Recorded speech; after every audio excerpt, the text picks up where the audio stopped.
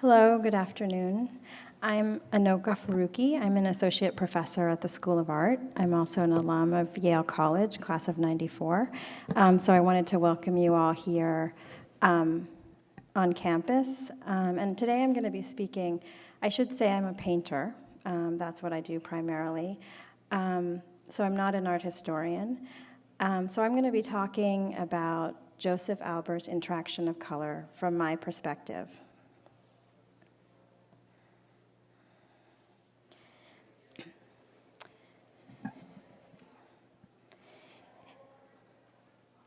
Very loud outside, but I'll gather my composure.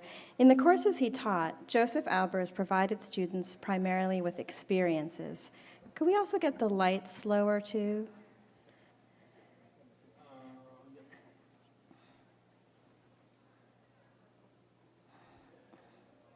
Great. Okay, so in the courses he taught, Josef Albers provided his students primarily with experiences before he taught them rules. He prompted them to actually see color. Once they had demonstrated that they were seeing, only then would he introduce them to the systems of color theory or pigment mixing. By compiling the answers to his masterful classroom assignments in the volume Interaction of Color, Albers provides each of us with these experiences anew. Albers' approach to teaching originated in the Bauhaus, an avant-garde art school in Germany, where Albers both studied and taught. The Bauhaus disavowed the hierarchy between applied and fine art, with an experimental, material, and hands-on curriculum.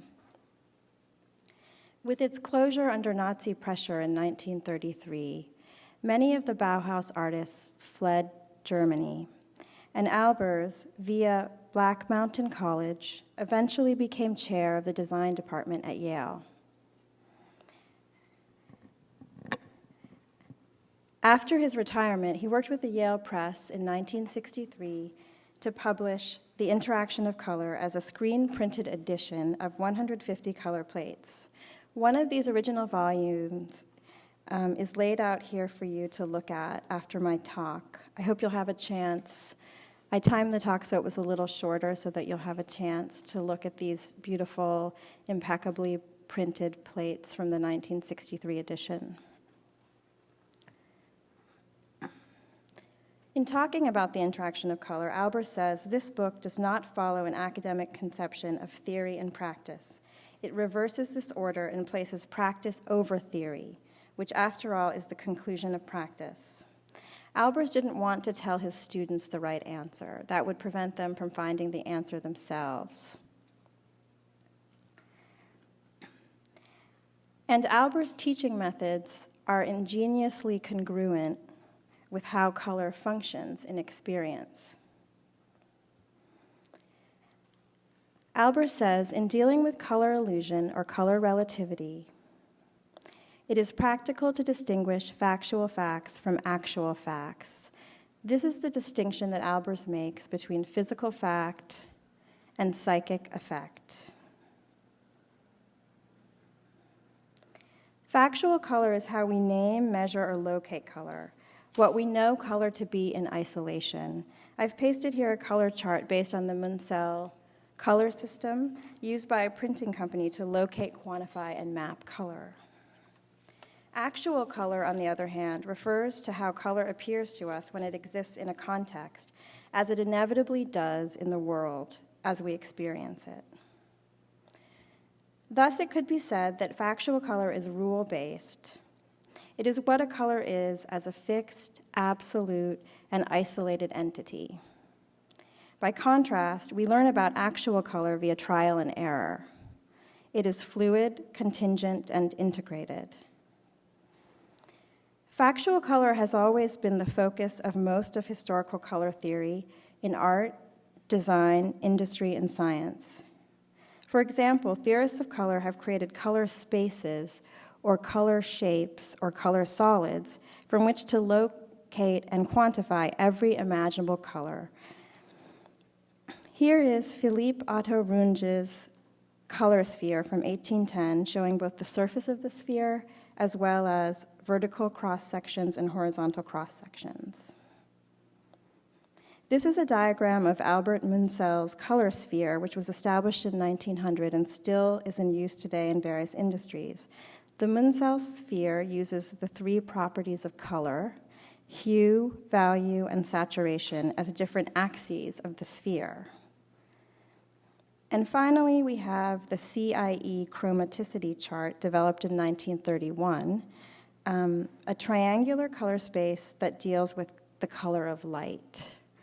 It established RGB color space that is now used for screen color. Each end of the triangle is one of the three primary colors of light, red, green, and blue, and colors are located as percentages of these three colors. So while factual color has been fairly entrenched in color theory, ironically, it's also how most of us think about color on a daily basis. In our everyday lives, we delude ourselves and believe in color only as fact. My hair is black, that shirt is green. Actual color, on the other hand, has been the realm of philosophers, most notably Goethe and Wittgenstein, artists, teachers, and many others. But Albers was the one who systematically demonstrated color's elasticity. So what I'm going to do now is switch to, okay, I just have to make sure that the iPad understands that I need it to be vertical. Let's see. All right. All right, that worked. Thank you. I'm going to switch to the iPad app. We'll go to the home page. Okay. The Yale Press recently published an iPad app of the interaction of color. Because the original volume was large, heavy, and relatively expensive book, it ultimately ended up in rare book collections. Its status elevated to that of a precious art object. But Albers' intent was that the book should be a handbook, a working document of sorts for artists and teachers. So 50 years after the initial publication of Interaction of Color, this app can more thoroughly fulfill Albers' intent of accessibility.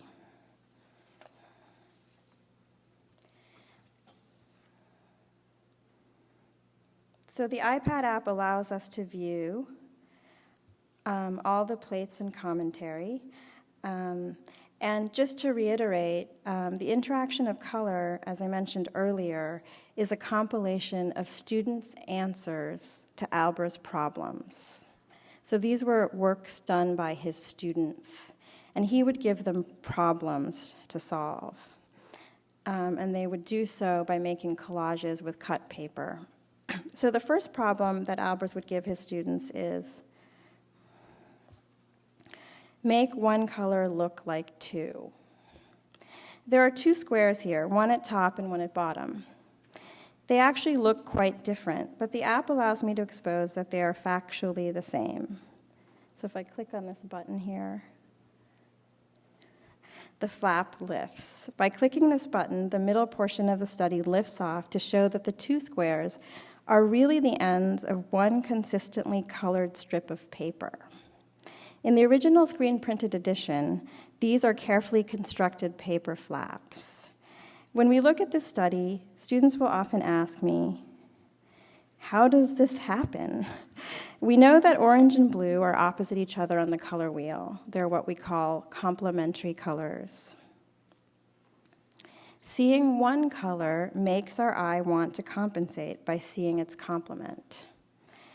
Therefore, when the end of this brown-orange strip of paper is next to a blue background on the top part of the study, it appears to be a brighter orange. When the other end of the strip is next to a bright orange, it appears bluer, thus making it look browner and duller.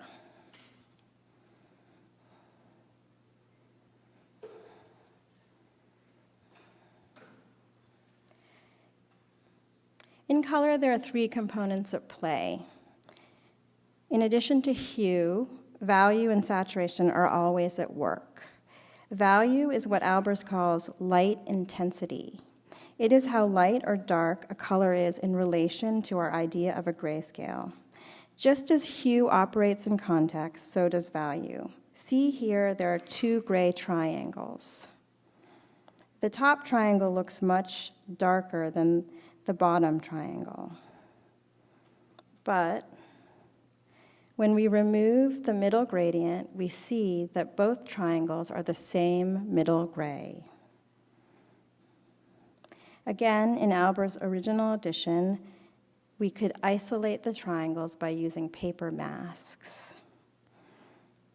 So when the triangle on top is placed next to the light part of the gradient, it appears darker, and vice versa.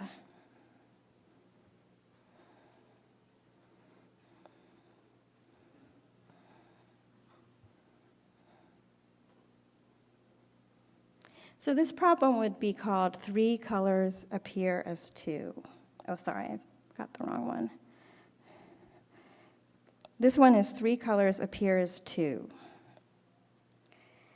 Here, that would be the problem that Albers would give his student, make three colors look like two. So when you look at this, it looks like their figures and grounds are reversed, meaning that there would be only two colors present. But we learn by looking at the right-hand side of the plate that the X's, which are the figures, are connected, showing that they are one continuous line of color. So there are actually three colors here, two background colors and one color for the figure. The color of the X's represents the middle mixture of the two colors. It's an incredibly elastic color in between yellow and purple, and seems to be on top purple and on the bottom yellow. Purple and yellow are complementary colors. And while we know that color is relative, it is surprising to see one color stretch so much as to become its opposite.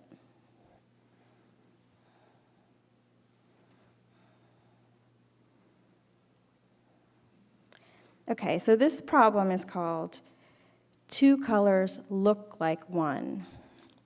So here Albers asked his students to focus now on the dividing line between the two backgrounds. So if you could just focus on the dividing line between the two backgrounds, it's more convincing that the center squares are the same color.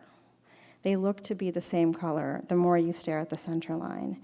But in this instance, the center squares are not the same color. They are quite different colors, which the mask allows me to see. The other thing that the app allows you to do is to actually move.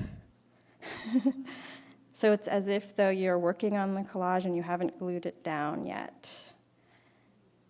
So you can compare, and there's another flap here that's based on the original folio where you can see the blue of the one bottom square placed on top and the pink of the top square placed on bottom.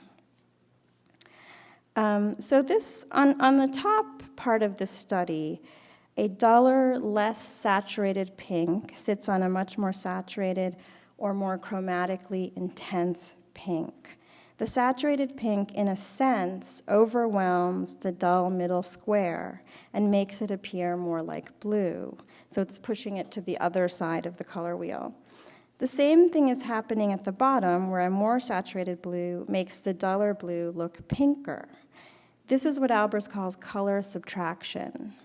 A more saturated color will subtract saturation from the less saturated sister color.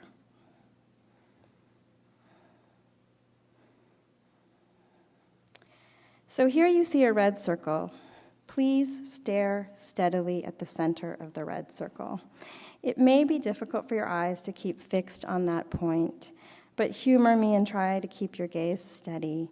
I know many of you have done this exercise before in various contexts, perhaps in elementary school even, but I can't resist repeating it now. Whenever there's a group of people together, it's fun to perform this trick, but its success depends on your steady gaze toward the center of the circle. Despite what might be occurring along the edges of the figure, continue to stare at the center of the circle.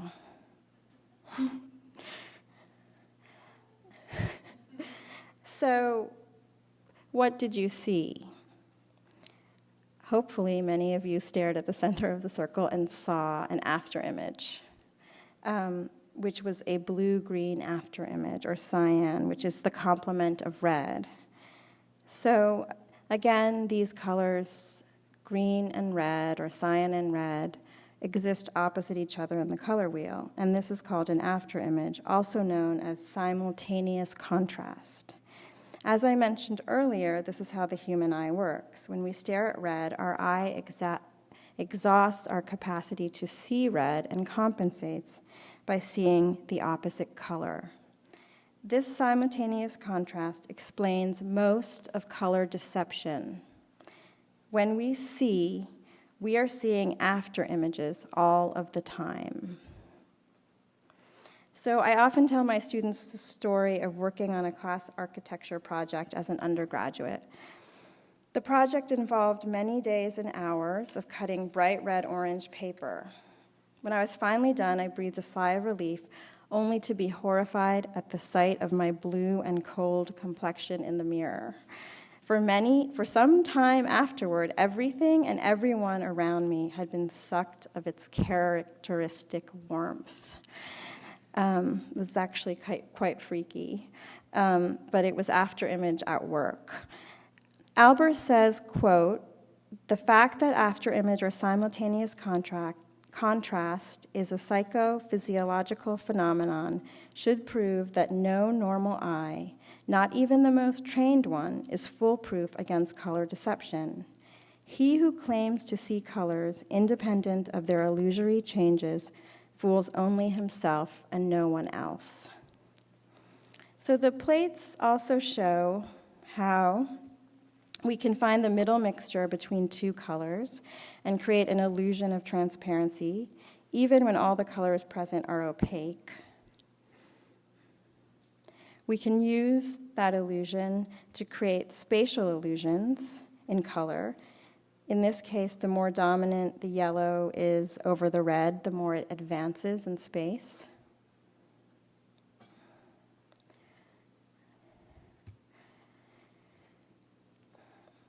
Albers also addresses optical color mixture, which is a different type of color illusion than an afterimage. When the bits of color are small enough and thus close enough together, our eye will optically mix the two or more colors. In this instance, two brick walls are made of the same red, but the black mortar makes the overall picture seem darker, while the white mortar makes the overall picture seem lighter. The bezeled effect is a certain type of optical mixture named after Wilhelm von Bezold, a rug designer who noticed that when he changed one color thread in his rug designs, the entire design would change. But optical mixture has been used for centuries in mosaics, tapestries, more recently in Impressionist painting and pointillism, in Albers' time as the photomechanical printing process, such as halftone reproductions in newspapers, where grayscale is created by using only varying proportions of black dots on a white ground. And in our time, optical mixture exists on every digital print and computer screen or projection we look at, including this one.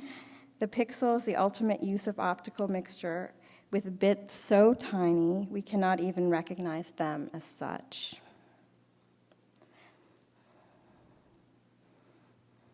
So the images I've shown thus far are the more pared down and instructional images in the Albers folio. And Albers admits that, quote, "these studies permit hardly any self-expression," end quote. But there are many other studies in the folio that are quite complicated and dynamic. Many of these can be found in the free studies section. So here's some examples of the free studies. In addition to performing the systematic exercises. Albers' students also made independent works. The systematic studies occupied most of the in-class time, while the free studies were done as homework throughout the Albers course.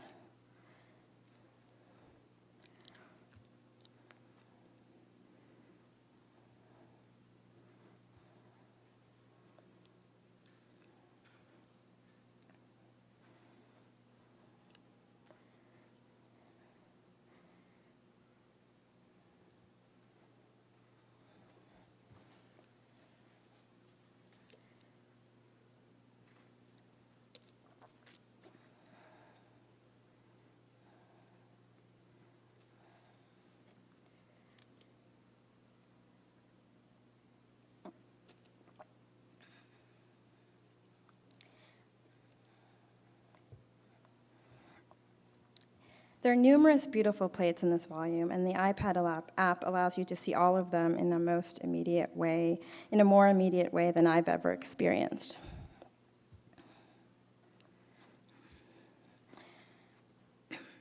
The app also allows you not only to view the plates, but to rework the studies themselves.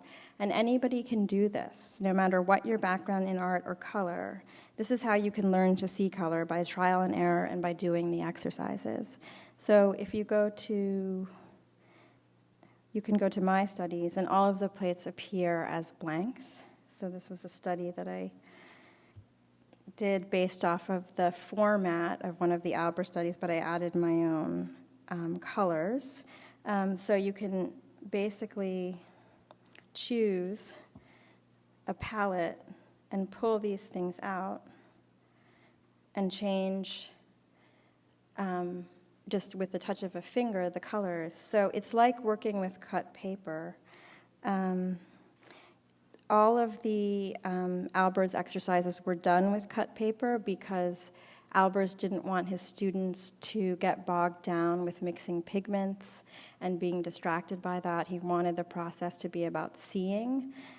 So the app in some way even augments that further by allowing you access to an even wider range of colors at your fingertips. Okay, so now that you've seen some of the plates from the Albers volume, I want to kind of continue my presentation with a broader question, which is what makes Albers so continually influential and still relevant to our present moment. So we might turn to other thinkers and artists who are kindred spirits of Albers to answer this question or to consider it. I speak less about direct influence and more about shared perceptual and cultural experiences that yield similar interests, methods, and conclusions.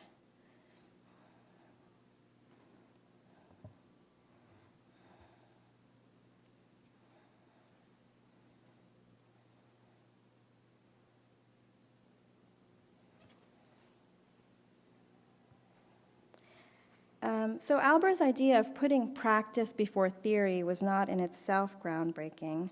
In Remarks on Color, Ludwig Wittgenstein says, quote, "To describe the game of tennis is not to teach it to him, and vice versa." Here, Wittgenstein reflects on philosopher and mathematician Bertrand Russell's two types of knowledge by description and knowledge by acquaintance in relation to color. Knowledge by description is being able to describe the rules of language, for instance, or tennis or mathematics, while knowledge by acquaintance is being able to perform the rules of those things via experience. And this is how we actually learn language. We don't learn language by diagramming sentences. We learn language by singing language as an infant in a very experiential way. And so Albers teaches color by acquaintance. And certainly, painters and scientists knew about simultaneous contrast, afterimages, and optical mixture for many years before Albers. For example, Edgar Degas says, "Painting is the ability to surround a Venetian red so it looks like a vermilion. A Venetian red is a dull red, and vermilion is a brilliant saturated red. So for Degas, painting is not about putting down the bright saturated color, but about creating a set of context so that the dull color may appear bright. It's something that painters have used in their work as they move paint from the palette to the context of the painting. The color inevitably changes before them. Painters call this factual color in isolation local color and have long understood the limitations of painting with only local color in mind. Another aspect of color that Albers only touches upon in the interaction of color is that in addition to color's optical instability, color changes according to lighting conditions. There is light that is warm, light that is cool, harsh light that emphasizes contrast, low light that diminishes it. So this is something that has occupied painters such as Monet, who painted the cathedral at Rouen repeatedly during different times of the day, as another way of showing us the fluidity of color and perception. So I'm going to show you some of my recent paintings, so perhaps you'll see what draws me to the work of Josef Albers. For instance, optical color mixing is clearly at play in my work. While you may see pink here, the painting is made up only of 3 factual colors, red, white, and dark green, but because the lines are very fine, the colors mixed optically and the white and red create the illusion of pink on the surface. Here's a detail shot, a close-up view of the painting. Here's another one that has quite a bit of optical mixing. And viewing the painting from a great distance, the optical mixing is more convincing. As we step closer to the painting, detail shot, the factual colors begin to be revealed. Ironically, I never took a color class while I was an undergraduate at Yale, though I did often walk through what was called the Albers corridor of prints at the Yale Art Gallery. My own paintings deal very much with color, and I only came to study the Albers volume after years of painting when I began to teach. In that sense, I learned about color very much how Albers would want one to learn about color, by seeing color and by using it. When I first started looking at the Albers folio, I was amazed at how clearly it explicated and augmented what I already knew to be true about color. But even though I had worked with color for many years and had experienced color's instability firsthand on a regular basis, I still found myself in a slight state of disbelief at times. I even assured myself that one of the plates was a misprint because I could not believe what I saw when I lifted the flap.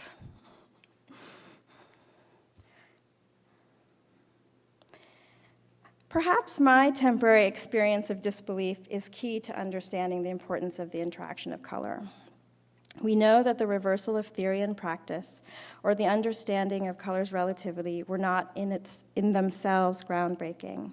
So what makes Albers different? For one thing, Albers' interaction of color was born out of Albers' own teaching. Its nature is collaborative and greater than one person's singular vision. Albers provided the questions and the structures. Though many today associate the work only with Albers, Albers himself was clear in the volume that his students were his collaborators. The majority of the plates are the best example of his students' responses to his questions and exercises. The book itself is the result of experience, of countless hours of numerous people seeing color. But there is something else here that is groundbreaking. And while the use of colored paper seems simple and obvious to us now, it provides a key to Albers' success. Albers writes, "Colored paper permits a repeated use of precisely the same color without the slightest change in tone, light, or surface quality. We can choose from a large collection of tones displayed in front of us and can thus constantly compare neighboring and contrasting colors. This offers a training which no palette can provide." This method mirrors the concept of the scientific control. An unchanging or fixed group of colors can be compared to their variable counterparts. The student had the ability to compare back and forth between factual and actual color via colored paper. We who view the folio have the ability to compare factual and actual via the masks, flaps, and folds in the original folio. The new iPad app includes this function and augments it with movement. We can move pieces of color around on the studies, just as the student could before gluing down the collage. The ability to create these comparisons is not something one sees in a painting. While I may have the experience of moving color from palette to canvas, this remains usually a private experience. The ability for comparison continues to be central to the wide-ranging success of the interaction of color. I remember meeting with a student who said she didn't want to learn about the rules of color because that would demystify the experience of color for her. But to me, color seems so inexhaustible that no matter how much I study and contain it, it surprises and eludes. Albers allows us to hold on to the factual in our minds as a kind of 0 degrees from which to leap. Even if we may never really access factual color, it remains a necessary mental framework. And as much as Albers verbally rejected the rule-based color systems that preceded him, he created his very own effective rules and systems to teach and deal with color. I think it's the discipline in the face of color that makes him so successful as a teacher and so widely accessed outside of the field. People can relate to the rules, although Albers' rules make fun of rules. We can also consider Albers' relationship to the philosophers of his day. For example, Maurice Merleau-Ponty, who championed the field of philosophy known as phenomenology, asked the question about where truth resides. He used the example of a tile pattern in a swimming pool, distorted by the light passing through water. He said that most people see this as an illusion, believing that there is some fixed truth out there, the grid under the swimming pool, that is being distorted by our perception or by the conditions around the pool. Like Albers, he notes that this belief is something of a delusion, and he proposes that we reverse this hierarchy of what we know over what we see. Can't we see the distortions as a valid reality? In fact, they were the only valid reality for Merleau-Ponty. He says, "When through the water's thickness I see the tiled bottom of the pool, I do not see it despite the water and the reflections. I see it through them and because of them." But there is some deeper thing about Albers' project that is always on the tip of my tongue. It's not that interaction of color demonstrated Merleau-Ponty's ideas visually, but that his work also simultaneously tugs away at it, like staring at red for too long and our eye compensating with the green. While Albers championed the actual, he acknowledges the factual. Rather than rejecting fact or essence as irrelevant, he affirms the necessary role it has to play in our understanding of contingency. Ultimately, the terms factual and actual are codependent. We cannot understand the actual without verifying the factual. The brilliance of Albers is that he used an acknowledged fact to reverse the established hierarchy of factual over actual. All of Albers' structure serves to celebrate the contingent and unruly world of color. For a long time, philosophers have debated whether truth exists in essence or appearance. But Josef Albers' volume enacts this quandary more beautifully than anything I know. Thank you.